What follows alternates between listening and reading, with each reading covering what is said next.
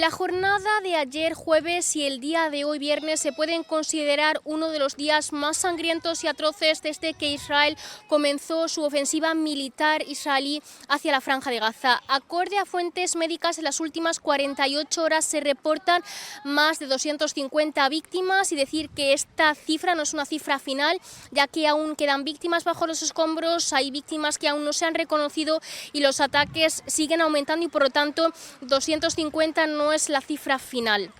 Decir que los ataques en estos dos últimos días, sobre todo en el día de hoy, se han concentrado en la zona norte de la Franja de Gaza, concretamente en la zona de Beit Lahia, Beit Hanun, además del campo de refugiados de Jabalia, así como en la zona sur, concretamente en la zona de Han Yunes. Debido a la fuerza de los bombardeos, la gente literalmente ha salido de esas zonas y, como podemos ver en esta calle de la ciudad de Gaza, la gente ha comenzado a instalar sus tiendas de campaña y a evacuar porque no saben a dónde dirigirse. Los ataques en la zona norte y sur se han centrado a tiendas de campaña, hacia viviendas e incluso acorde a los cuerpos de defensa civil y cuerpos de bomberos. Debido a la fuerza de los ataques y la fuerza de los misiles, se ha podido decir que es que las viviendas literalmente han sido enterradas debajo del suelo y las víctimas se encuentran sin poder ser rescatadas porque es que literalmente no hay mecanismos. También decir que en la zona norte de la Franja de Gaza, hace unos instantes el ejército ha comenzado a lanzar mensajes de aviso, sobre todo en la zona de Beit Lahia y el campamento de Jabalia, de que deben de evacuar de manera inmediata.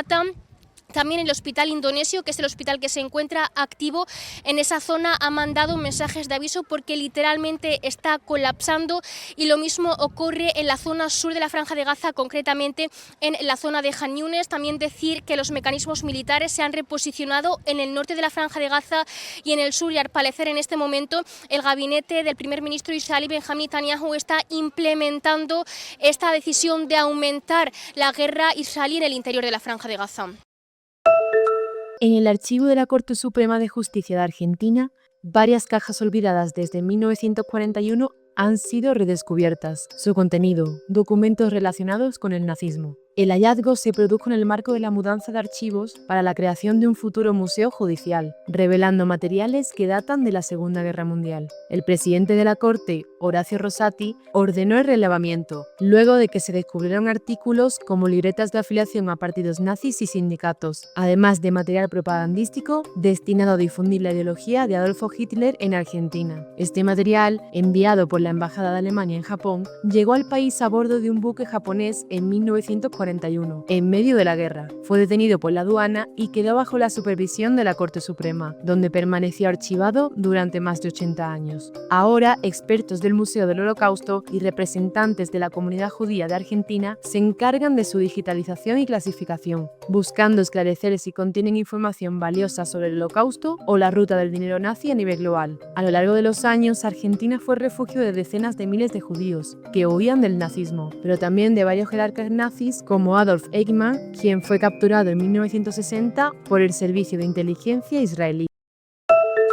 Inédita se desarrolló en Paraguay la edición número 75 del Congreso de la FIFA. Participaron 211 delegaciones de la representación de asociaciones y confederaciones del mundo entero. Hasta la sede de la Conmebol llegó el presidente Gianni Infantino, el presidente también de la Conmebol, Alejandro Domínguez, quienes actuaron de anfitriones para dar inicio a esta gran ceremonia. Tuvo momentos complicados y otros de mucha celebración, entre los que se destaca el momento en donde Alejandro Domínguez hablaba de una propuesta respecto al Mundial de 2030 desarrollándose en Paraguay, Argentina, Uruguay, España y Portugal. La posibilidad de la ampliación a 64 selecciones de manera única para esta edición del Mundial conmemorativo por los 100 años de este torneo. En parte el momento más tensionante fue cuando la delegación de Palestina hablaba sobre un reclamo respecto a la utilización del fútbol como una herramienta vestimenta bélica, haciendo alusión